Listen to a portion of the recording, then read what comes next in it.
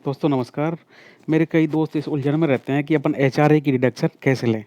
उनको तो सीधा तरीका आता है, भैया मैं 8,000 रुपये मंथली मान लो पे कर रहा हूँ, 8,000 मंथली पे करता हूँ, तो 8,000 इंटू 12, 96,000 की छूट मेरे को साल में लेनी है कुल मिला के।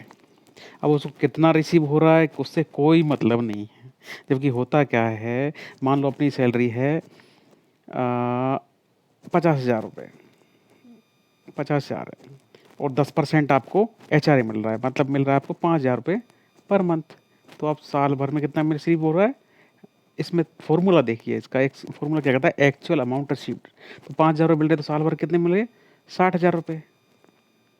और आपको 50,000 मान लो आपका बेसिक है, 50,000 का 40% इंटू 12, 40 नॉन मेट्रो सिटीज़ के लिए 50,000 मतलब 6 लाख, 6 लाख मतलब 2,40,000 रुपये।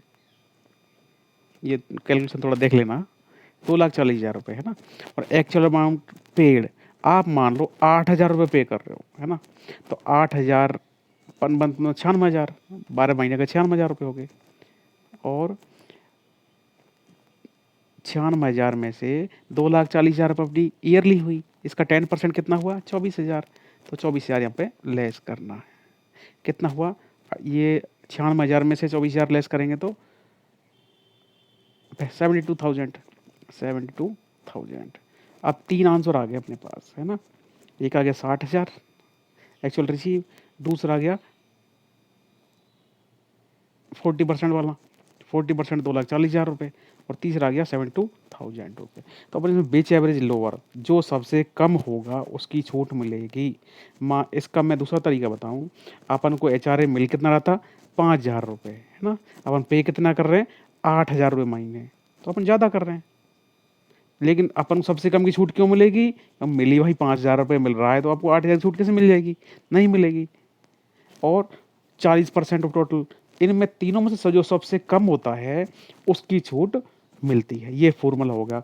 अब दूसरा क्वेश्चन ये आता है कि अपन इसकी छूट आईटीआर फाइल करते समय कौन सी जगह लें, उसके लिए मैं आपको बता रहा हूँ आगे कैसे लेना है। अपन आईटीआर वन भर रहे हैं, इसमें हम आईटीआर वन भरते टाइम ऊपर देखेंगे कि सबसे पहले तो पर्सनल इन्फॉर्मेशन होती है, उसके बाद नेक्स्ट जो होता है वो ग्रॉस टोटल इनकम होती है, उसको अपन टिक का निशान आ जाए उसके बाद ही नीचे आ पाएंगे। उस पर स्क्रॉल करके देखते हैं, इसमें नीचे लिखा हुआ are you eligible to claim exemption in respect of house rent allowance, refer section 1013A। तो इसमें अपन यस करेंगे तो ही अमाउंट डाल पाएंगे। मान लो मैं यस करके अमाउंट डाल रहा हूँ इसमें 60,000, तो आप ये कंटिन्यू ले लेगा। तो ऐसे इसकी छूट मिलती है। मेरे कोई कई दोस्त ये भी कहते हैं, भैया कौन देखने बैठा है, इतना डाटा कौन करेगा। लेकिन अब आजकल क्या है, सारा डाटा फैच हो रहा है अपने। सबसे बड़ी बात यह है कि मान लो आपका फॉर्म 16 है, उसमें मान लो आपको एचआरए मिल नहीं रहा, फिर भी आप एचआरए की छूट ले रहे हो, वो कैसे पॉसिबल है। इस सेक्शन में नहीं मिलेगी, वो दूसरा सेक्शन हो सकता है, ठीक है। ये तो उनके लिए जिनको एचआरए मिल रहा है, और मिल रहा है जो अमाउंट एक्चुअल रिसीव हो रहा है उससे ज़्यादा आपको किसी भी कंडीशन में मिल ही नहीं सकती। तो कहीं ना कहीं ये ऐसे जो मैटर्स हैं आगे जाके फैच हो रहे हैं, और कहीं ना कहीं ऐसे प्रॉब्लम्स हो सकती है। इसलिए एक्चुअल अमाउंट कैलकुलेट करके ही ये डाटा भरें। धन्यवाद।